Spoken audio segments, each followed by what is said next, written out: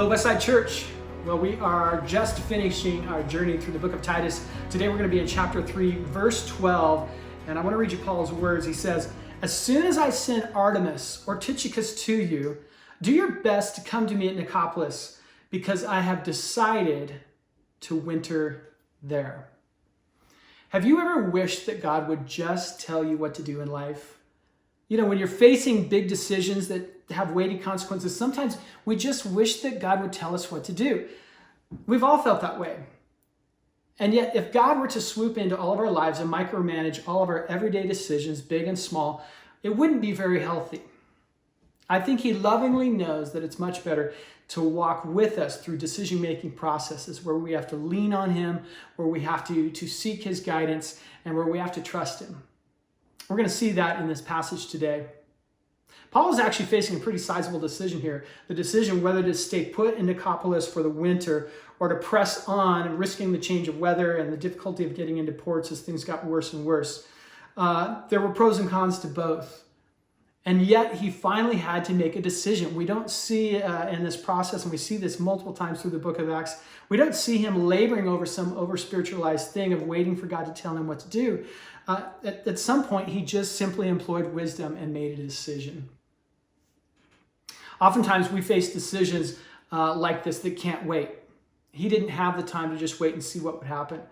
And yet, in those times, we can really face fear. We can become almost paralyzed out of fear for making the wrong decision. I remember years ago, a young lady, college student that we were working with, and she had the opportunity to go to 2 different countries on missionary trips. And she was so worried about making the wrong decision. And she prayed, she fasted, she was doing everything she could to try and get God to tell her what to do. And she felt like He never said anything. And ultimately, she had to make a decision, and things turned out great. But it was a real lesson for her in faith and in trusting God to speak when He wants to, and trusting Him to walk with us at other times when we make a decision. Paul's example reminds us that there's something powerful in the process that's really important, rather than just always wanting God to spoon feed us every decision in life. And I wonder if sometimes God's silence might not be interpreted as something like this, where He looks at us and says, "Listen, I love you. I'm for you. You choose, and I'll be with you along the way. You can trust me." So when we face life's big decisions, and maybe God seems to be either silent or we don't feel like He's speaking specifically, what are some things we can do to make these kinds of important decisions and do them well? 3 things. The first is simply ask for wisdom. James chapter 1, verse 5 reminds us that God is generous to give wisdom to all who ask, but we have to ask and trust Him to give it to us. Second is to actually seek out sources of wisdom. This is things like Scripture and looking for kingdom principles in there that might help us in our decision making. It's looking at the way of Jesus, the early church, the early followers of Christ, and how they lived lives and made decisions, and see what kind of wisdom can be gleaned from that. Also, leaning on wise counsel around us, those people around us in our lives who we can trust.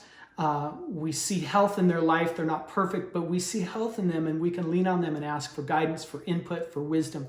Those are powerful things to help us in tough decision-making times. And then finally, if we're still unsure, and it still seems like God isn't saying one thing or another, sometimes we just have to decide. And in that deciding, we trust God, we trust Him to be with us, to lead us, to guide us, to provide along the way.